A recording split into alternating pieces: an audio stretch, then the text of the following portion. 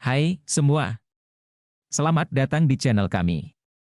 Kali ini, kita akan membahas topik yang sangat penting dan relevan untuk masa depan Indonesia, yaitu praktek oligarki. Apa itu oligarki, bagaimana praktiknya di Indonesia, dan apa dampaknya bagi masyarakat? Yuk, kita bahas bersama. Oligarki adalah sistem pemerintahan di mana kekuasaan politik dan ekonomi dikuasai oleh segelintir orang atau kelompok elit. Di Indonesia, praktik ini sudah lama terjadi dan semakin mengakar seiring waktu. Oligarki seringkali terjadi ketika beberapa individu atau keluarga yang kaya dan berpengaruh menggunakan kekayaan mereka untuk mempengaruhi kebijakan pemerintah demi kepentingan pribadi mereka. Bentuk praktek oligarki di Indonesia. 1. Penguasaan sumber daya alam. Beberapa keluarga atau kelompok memiliki akses eksklusif ke sumber daya alam seperti tambang, minyak, dan gas. Mereka memanfaatkan kekayaan ini untuk mempertahankan dan memperluas kekuasaan mereka. 2. Pengaruh dalam politik. Banyak politisi yang didanai oleh para oligark, sehingga kebijakan yang dibuat lebih menguntungkan para elit ini daripada rakyat banyak. 3.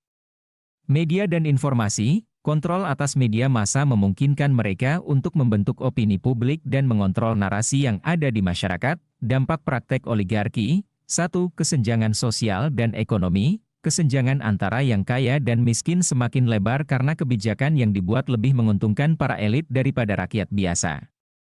2.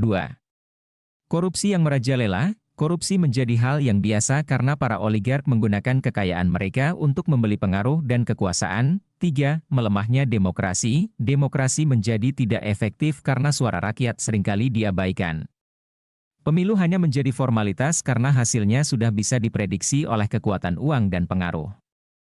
Solusi untuk mengatasi oligarki. 1. Reformasi sistem politik. Reformasi yang serius diperlukan untuk mengurangi pengaruh uang dalam politik. Transparansi dalam pendanaan kampanye dan pembatasan sumbangan politik dapat menjadi langkah awal yang penting. 2. Penguatan hukum dan penegakan keadilan. Penegakan hukum yang tegas terhadap korupsi dan penyalahgunaan kekuasaan sangat penting untuk memberantas praktik oligarki. 3. Pemberdayaan masyarakat. Masyarakat harus diberdayakan melalui pendidikan politik dan peningkatan kesadaran akan hak-hak mereka. Dengan begitu, rakyat bisa lebih kritis terhadap kebijakan yang tidak adil. 4. Reformasi media. Media harus bebas dari kontrol para oligark. Mendukung media independen dan meningkatkan literasi media di masyarakat dapat membantu melawan dominasi informasi oleh para elit. Praktek oligarki memang menjadi tantangan besar bagi Indonesia, tetapi bukan berarti tidak bisa diatasi.